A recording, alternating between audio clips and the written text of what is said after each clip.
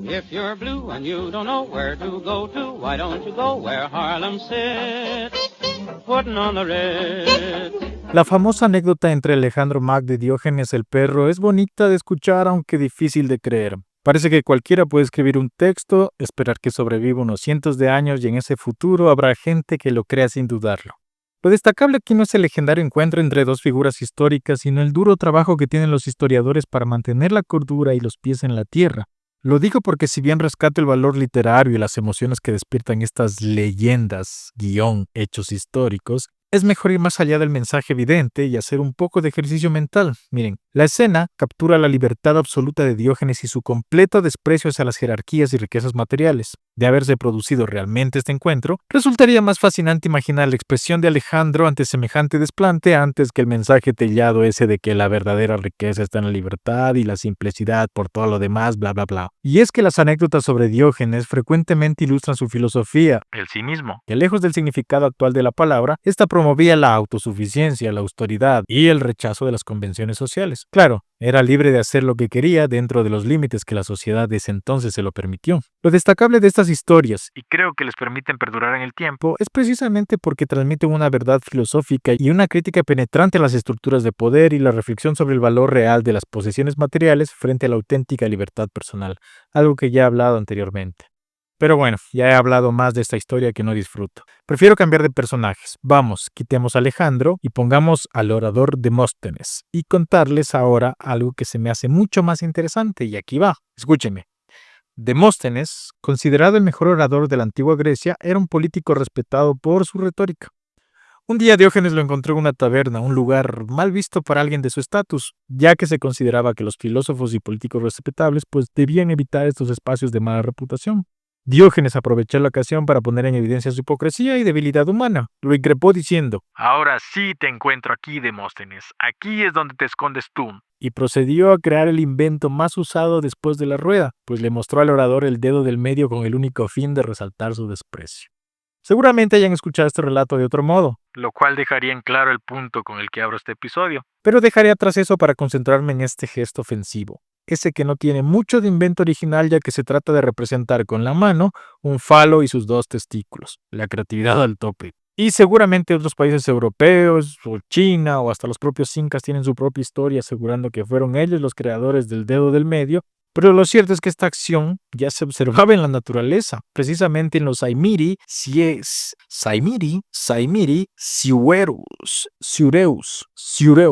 Qué difícil el latín. Mejor digamos los monos de ardilla, famosos por muchas cosas, pero en particular por gesticular con sus propios genitales. Y dudo que sean los únicos animales en hacerlo, así que el gesto tiene un origen más evolutivo, incluso espiritual. Pero tranquilidad, no voy a iniciar un listado de anécdotas protagonizadas por este dedo, sino que quiero puntualizar en el dualismo de los genitales como orgullo y ofensa. Son muchas las culturas, por no decir todas, que de un modo u otro otorgan un gran papel a los genitales dentro de su sociedad. Primero lo evidente, símbolo de fertilidad, lo cual es bastante derivativo ya que es la función principal que cumplen. Segundo, yo pongo la representación de la fuerza, por eso del vigor que muchos presumen para demostrar que poseen habilidades superiores durante el acto sexual, aunque no sea así. Y en tercer lugar, pues diría que poder, específicamente por esa capacidad de someter al otro y sobresalir por encima del resto. Estos dos últimos parten de los delirios machistas de quien así lo espera, ya que no podemos negar la supremacía de los genitales masculinos en el imaginario colectivo. Tal vez, y digo tal vez, porque al ser externo es fácil verlo como un ente diferente al hombre, mientras que los genitales femeninos, al ser internos, son inseparables de una mujer. ¿O no? Ni idea. Cierto o no, los atributos sociales que se otorgan al pene son un poco exagerados, ya que después del acto, este permanece flácido e inútil. Y en más ocasiones de las que se admite, es incapaz de satisfacer el deseo femenino. Ahora que si nos dejamos guiar por metáforas, la historia y demás atributos deberían ser de supremacía femenina. Y bueno, no voy a continuar con lo que no es y voy a regresar a lo que estaba. En la antigua Grecia, el dedo del medio o catapigón simboliza el pene en estado de erección. Esto ya lo sabemos, y mostrárselo a alguien era como decirle que debía someterse o que estaba en una posición humillante frente a quien hacía el gesto. Y es aquí donde presento la otra faceta. Lejos de la fuente de placer y los delirios de poder, los genitales también sirven irónicamente para insultar, porque un hombre puede estar muy orgulloso de su miembro y presumirlo cuando puede y a cuantos puede, pero que nadie le diga que su rostro se le parece. que tiene cara de eso mismo. Para nada, eso ya es otro asunto. Y en esto del orgullo y la vergüenza hay todo un juego cultural relacionado con lo anterior. Nos reímos del que no cumple su función, del que se queda a medias, del que no da la talla. ¿El tamaño? Pues si no quieres burlas, debes ajustarte a lo que esté de moda. Hoy grande, antes pequeño, en el futuro quién sabe. Y porque es fácil que esto caiga en lo cómico, mejor me apoyo en Diógenes, que se tomó el tema seriamente. Este viejo cínico veía los genitales como símbolos de la naturaleza, sin nada de qué avergonzarse. Para él el cuerpo debía ser celebrado en su simplicidad, sin ataduras sociales ni falsos orgullos, y como todo buen provocador, siempre usaba gestos obscenos como antídoto contra la hipocresía y las pretensiones de la alta sociedad ateniense. Y pues no solo levantó el dedo como provocación. Se cuenta que en más de una ocasión Diógenes realizaba actos naturales, pero impropios. En la calle se orinaba frente a cualquiera o se masturbaba en público. Y de esto último me gusta su respuesta cuando la gente se escandalizaba por el acto y él decía algo así como: ojalá que fuera tan fácil satisfacer el hambre frotándome el vientre como satisfacer el deseo frotándome la... Bueno, ya me entienden, ¿no es cierto? Pues disculpas. A partir de aquí voy a dejar las anécdotas. Este uso provocador del cuerpo y de sus funciones reflejaba su creencia de que la vida debía vivirse en función de la naturaleza, no de las restricciones y normas sociales que para Diógenes eran solo constructos artificiales. Es vulgar, sí, también es una clara sátira a la hipocresía colectiva. Mientras la sociedad glorifica el cuerpo en términos estéticos e idealizados, también se apresura a esconder sus aspectos más naturales y menos dignos de mención. Al resaltar lo que todos preferían ignorar, Diógenes convierte los genitales en un símbolo de honestidad brutal.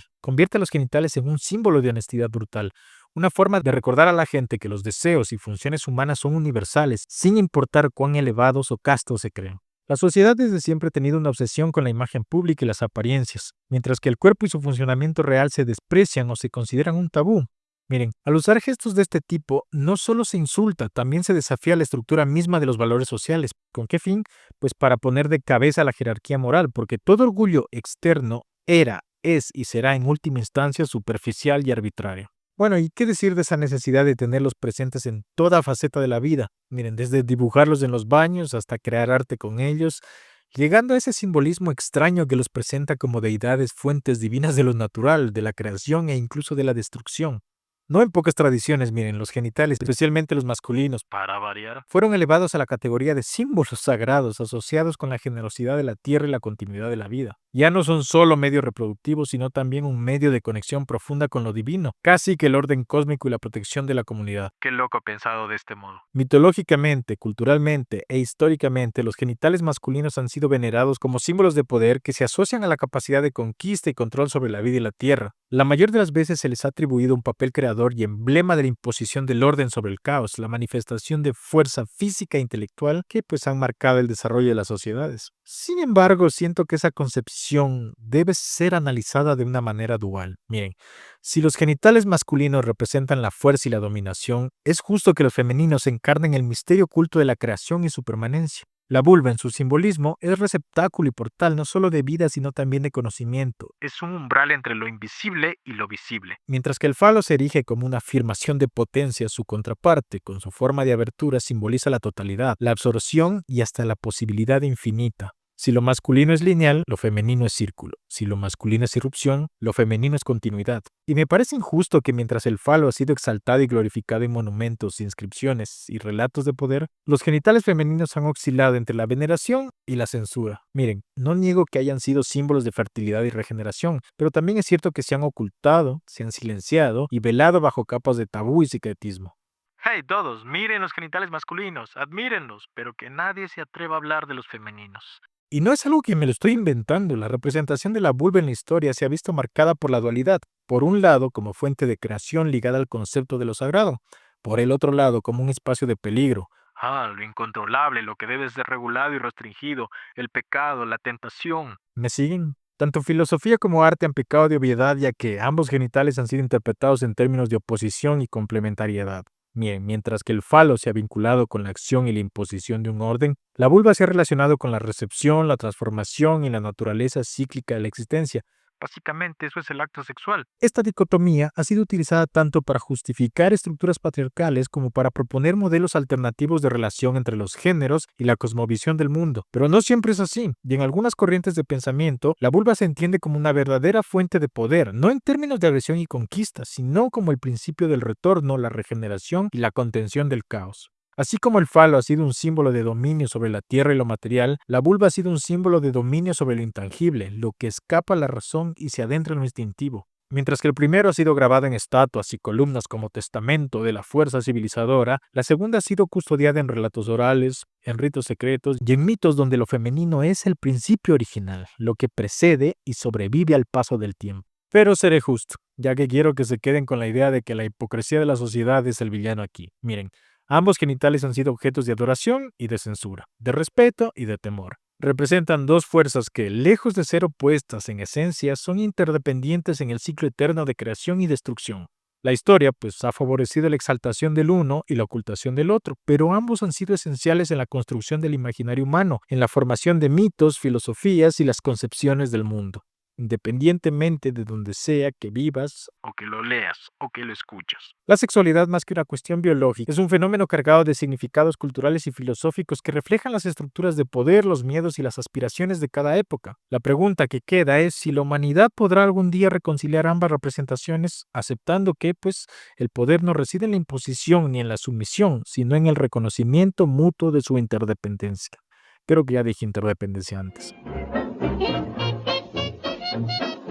Y para terminar, finalmente voy a llegar al punto de fusión absoluta. Y ojo, no me estoy refiriendo al acto sexual, sino al estado andrógino, esa dualidad convertida en unidad, la cual surge como la síntesis de estos dos principios, uniendo en sí misma los atributos tanto de lo masculino como lo femenino en un solo cuerpo simbólico. Miren, lo andrógino se representa como plenitud, autosuficiencia y la trascendencia de las dicotomías culturales o biológicas. No se niega ni se suprime las diferencias entre sexos, sino que se las integra en una totalidad superior, en la que la potencia creadora del falo y la capacidad receptiva y transformadora de la vulva dejan de estar en oposición y se convierten en dos aspectos de una misma esencia. De verdad creo que la fusión de ambos principios simboliza la verdadera autonomía del ser humano, porque se sugiere que toda su esencia no son exclusividad de un solo género, sino cualidades que pueden ser cultivadas por cualquier individuo. Un ideal filosófico en el que las nociones de dominio, fuerza y generación no están limitadas por lo masculino, ni la creatividad, la transformación y el vínculo con la naturaleza son atributos exclusivamente femeninos.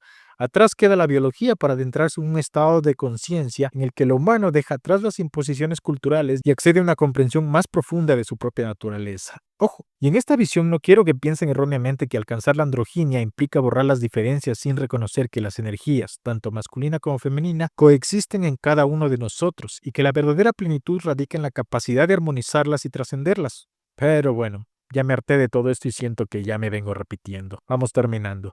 Siempre hablar de un tema tan intrincado como la sexualidad humana me hace conocer lo poco que sé y lo mucho que quisiera seguir hablando de lo que sí conozco. Pero bueno, los simbolismos que la rodean multiplican su complejidad y alientan estas contradicciones. Pero bueno, son los simbolismos que la rodean los que multiplican su complejidad y alientan las contradicciones. Este es un tema tan colectivo y a la vez tan personal que los mitos y las normas que nos impongamos siempre estarán ahí, como parte del camino para intentar comprender lo que, en su esencia, es tan natural como el respirar.